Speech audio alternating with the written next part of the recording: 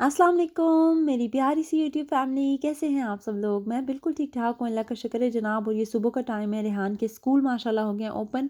मैं रेडी हो रही थी, साथ में रेहान को रेडी कर रही थी और जा रहे हैं हम स्कूल रेहान को छोड़ने के लिए। माशाल्लाह आज स्कूल का पहला दिन है। तो अल्लाह पाक सब के बच्चों को लंबी ज़िंदगी दे, सेहत दे। और अल्लाह पाक जो है जितने भी लोग बे औलाद हैं, अल्लाह पाक जल्दी से उनको औलाद दे दे। लास्ट व्लॉग के ऊपर बहुत सारे लोगों ने कमेंट किया। आप यकीन करें कि मैंने आपके लिए बहुत दिल से दुआ किया और मैं जब भी इंशाल्लाह नमाज़ पढ़ूँगी तो मैं आपके लिए अपनी नमाज़ में भी दुआ करूँगी और अपनी दुआ में हमेशा आपको याद रखूँगी। आप सब लोग ज़रूर आमीन कहा करें जब मैं दुआ करती हूँ। तो अल्लाह पाक तमाम तरबे औलाद जोड़ों को जल्दी से औलाद दे दे। आमीन सुम्मा आमीन। रेहान का आज फर्स्ट डे था और बहुत ज़्यादा एक्साइटेड थे अपनी नई क्लास देखने के लिए। और रेहान इसलिए भी ज़्यादा खुश हैं क्योंकि इनके कुछ ओल्ड फ्रेंड्स हैं जो कि इनके साथ नहीं थे रिसेप्शन में, वो अभी ईयर 1 में जो है वो इनके साथ होंगे। तो रेहान इसलिए भी बहुत ही ज़्यादा खुश हैं। वो अपने पाकिस्तानी बच्चे हैं।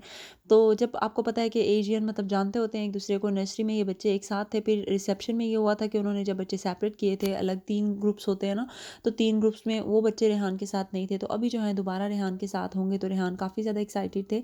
और ये वाला टॉय सामने रख गया, मुझे कहते हैं कि मामा जब भी आप मुझे मिस करोगी ना तो आप इसको उठाना। उस वक्त तो मैंने इस बात को इतना सीरियस नहीं लिया, लेकिन अभी जो है ना मुझे इस पे बड़ा प्यार आ रहा है उठा के ना। बच्चों की बातें भी कितनी प्यारी होती हैं, इतनी क्यूट होती हैं।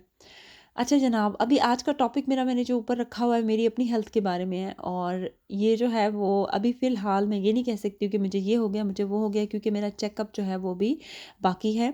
मैंने आपको बताया था कि मैं बीमार हुई थी जिस दिन मेरी मदर इन लॉ जो हैं वो उनकी डेथ हुई थी। तो मेरी तबीयत बहुत ज़्यादा ख़राब हो गई थी। तो मैं सारा दिन जो है वो हॉस्पिटल रही थी और रात भी रही थी। तो फिर ख़ैर सारे चेकअप करने के बाद उस वक़्त तो उन्होंने मुझे कहा था कि मैं ठीक हूँ, कुछ नहीं है, मुझे सिर्फ़ बीपी मेरा जो है वो शूट कर गया था। तो मुझे जो है वो भेज दिया था उन्होंने वापस। लेकिन उन्होंने ये कहा था कि अगर कोई इस तरह की बात होगी तो फिर हम आपको कॉल करेंगे, क्योंकि मेरे ब्लड टेस्ट जो हैं वो उन्होंने भेज दिए थे। तो वो कह रहे थे कि अगर रिपोर्ट्स ठीक हों तो कभी कॉल आती नहीं है वैसे, लेकिन अगर ना ठीक हो तो फिर वो आपको कॉल करते हैं। तो मुझे हॉस्पिटल से कॉल आई कि मुझे इमरजेंसी जो है वो जीपी को चेक करवाना चाहिए। और दूसरा उन्होंने मुझे आयरन टैबलेट दी हैं जो कि 2 टैबलेट मुझे रोज़ाना लेनी है, क्योंकि मेरे अंदर जो है वो ब्लड की बहुत शदीद कमी बताई है उन्होंने। तो ये अभी की नहीं है, ब्लड की मेरे अंदर कमी थी जब फरहान पैदा हुए थे तब की थी, लेकिन यहाँ पे इन्होंने चेकअप ही नहीं किया मेरा। तो इस वजह से वो जो है वो बहुत कह सकते हैं कि बहुत ज़्यादा सीरियस कंडीशन में ब्लड कम है, मतलब इतना कम नहीं होना चाहिए बॉडी में। और डॉक्टर इस बात पे हैरान है कि मैं वॉक कैसे करती हूँ, चलती फिरती कैसे हूँ। खैर जनाब, एक ये कंडीशन है। दूसरी एक और लेटर आया है मेरे घर पे, और जो कि बहुत ही डरावना है। और वो अभी मैं आपके साथ शेयर बिल्कुल नहीं करना चाहती, क्योंकि उस पर मुझे अभी खुद भी बिलीव नहीं है। क्योंकि सम टाइम ऐसे होता है कि यहाँ पे ना डॉक्टर आपको डरा बहुत देते हैं, लेकिन होता कुछ नहीं है। जब चेकअप करते हैं तो ठीक होता है। तो मैं भी इसी उम्मीद में हूँ कि इंशाल्लाह इंशाल्लाह जो वो लेटर आया है, हो सकता है कि वो शक की बुनियाद पे उन्होंने लिखा हो ऐसे। और जब मुझे चेकअप करें इंशाल्लाह तो मैं ठीक हूँ। और अगर मेरा ठीक आ गया तो फिर मैं आपके साथ शेयर करूँगी। और अगर ठीक ना भी आया तो ऑब्वियसली फिर तो मुझे बताना ही पड़ेगा कि मुझे क्या हुआ है। इसलिए मैं पहले से नहीं कहना चाहती कि वो सनसनी सी फैल जाती है और बाद में पता चले मैं डॉक्टर के पास जाऊँ और इंशाल्लाह कुछ भी ना हो। तो फिर वो झूठ से में आ जाता है कि सारे कहेंगे यार इसने वैसा ही बात की थी। तो इंशाल्लाह आप सब लोग मुझे मेरे लिए ज़रूर दुआ कीजिएगा। ख़ैर आजकल तो मैं आपसे बहुत ज़्यादा दुआएँ कराती हूँ, पता नहीं क्यों सारी परेशानियाँ, सारी टेंशनें जो है ना वो मेरे साथ ही हो रही हैं। लेकिन एक बात मैं आपको बताऊँ, हम ना अपना ख़्याल नहीं रखते और हम छोटी-छोटी बातें ना इग्नोर करते रहते हैं। मेरे साथ खुद बहुत टाइम से ये हो रहा है, तकरीबन 1 साल हो गया है कि मुझे खुद से फ़ील होता है कि मैं ठीक नहीं हूँ। मुझे ऐसा लगता है मैं अनवेल हूँ अंदर से और बहुत ज़्यादा वीक फ़ील करती हूँ। कभी मुझे एकदम से चक्कर आने लग जाते हैं। ये मैंने एक व्लॉग में पहले भी शेयर किया था कि मेरे साथ इस तरह से मसला हुआ है सुबह भी। तो वो ये हुआ था मेरे से, जैसे चक्कर आने लगे थे तो मज़ाक से सब कहने लगे थे कि आप शायद दोबारा रेहान या फरहान का बहन भाई आने वाला है या कुछ इस तरह की बात। लेकिन ऐसी कोई बात नहीं थी। उसके बाद जिस दिन मेरी मदर इन लॉ की डेथ हुई है, उस दिन भी मेरे साथ दोबारा से हुआ था, लेकिन उस दिन जो है वो काफ़ी ज़्यादा मेरी तबीयत ख़राब हुई, बीपी बिल्कुल शूट कर गया था, मतलब इतना डाउन था कि वो मतलब मुझे ऐसे लग रहा था पूरा घर मेरा घूम रहा हो। ख़ैर गई वहाँ पे, चेकअप हुए, वापस भेज दिया। उस वक़्त तो मैं ठीक हो गई, उन्होंने ड्रिप वग़ैरह लगाई थी, ठीक था। लेकिन अभी मैं इस चीज़ को ज़्यादा सीरियस ले रही हूँ क्योंकि लेटर आया तो मैं थोड़ी-सी उस लेटर से डर गई हूँ। लेकिन मैं जाके चेकअप कराऊँगी इंशाल्लाह, देखते हैं क्या होता है फिर, क्योंकि एक दफ़ा पहले भी ऐसे हुआ था, फरहान जब पैदा हुए थे उसके 3 मंथ्स के बाद मुझे कुछ मसले हुए थे बहुत ज़्यादा, तो फिर मैं चेक कराया था जाकर, उन्होंने मुझे काफ़ी डराया था, आपको ये है, ये है, ये है। लेकिन बाद में जब सारा ट्रीटमेंट हुआ तो मुझे कुछ भी नहीं था अल्हम्दुलिल्लाह। तो मुझे ये है कि हो सकता है कि इस बार भी वो सिर्फ़ डबल चेक करना चाहते हों, हम लोग इग्नोर करते हैं तो इसलिए वो ज़रा ज़्यादा डराते हैं, इसलिए हम भागते हैं फटाफट फिर। तो ख़ैर मैंने जीपी के साथ अब अपॉइंटमेंट जो है वो रख लिया है। आयरन टैबलेट मेरी स्टार्ट हो गई हैं, 2 टैबलेट रोज़ाना मैंने लेनी है पानी के साथ।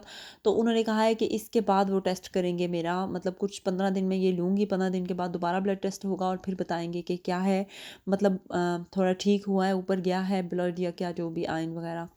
उसके बाद जो है वो जीपी से मैंने अपॉइंटमेंट बना लिया, वो कल है, वहाँ पे कल चेकअप होगा इंशाल्लाह।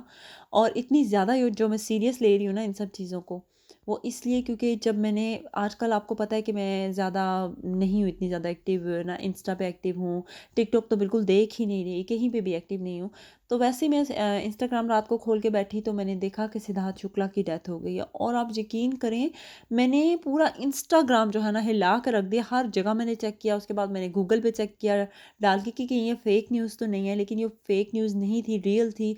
इतना मैं डरी हूँ, इतना मैं डरी हूँ कि इतना सेहतमंद बंदा बिल्कुल ठीक-ठाक, इसको अचानक से क्या हुआ है। तो फिर जब डिटेल में मैंने देखा है तो वहाँ पे बता रहे हैं कि उसको 1-2 दफ़ा पहले भी चेस्ट पेन हुआ है। मुझे भी खैर चेस्ट पेन हुआ था, जो जिस दिन मेरी मदर इन लॉ की डेथ हुई थी उस दिन, और शदीद हुआ था।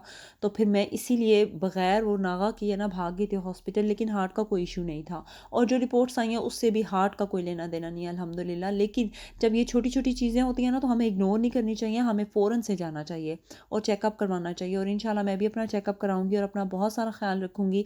आप सबको भी कहती हूँ कि आप सब अपना बहुत ज़्यादा ख़्याल रखें, क्योंकि स्पेशली जो जिनके छोटे बच्चे हैं ना उनको तो कुछ ज़्यादा ख़्याल रखना चाहिए अपना, क्योंकि हमारे पास बहुत बड़ी ज़िम्मेदारी होती है हमारे बच्चों की।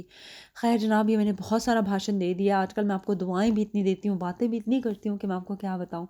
छोड़ें सब कुछ, ये मैं आपको दिखाती हूँ डेकोरेशन, कितनी प्यारी डेकोरेशन है। ये मैं अपनी फ्रेंड के घर गई थी, उसको मैंने करके दी थी। बर्थडे से 1 दिन पहले मैं चली गई थी। मैंने उससे कहा था मैं जितनी भी तुम्हारी हेल्प हो सकती है मैं सारी करा देती हूँ, क्योंकि तुम्हारे बेबीज़ बहुत ज़्यादा छोटे हैं। तो बाकी ये है कि आप लोग अपनी बर्थडे सेलिब्रेट आराम से कर लेना।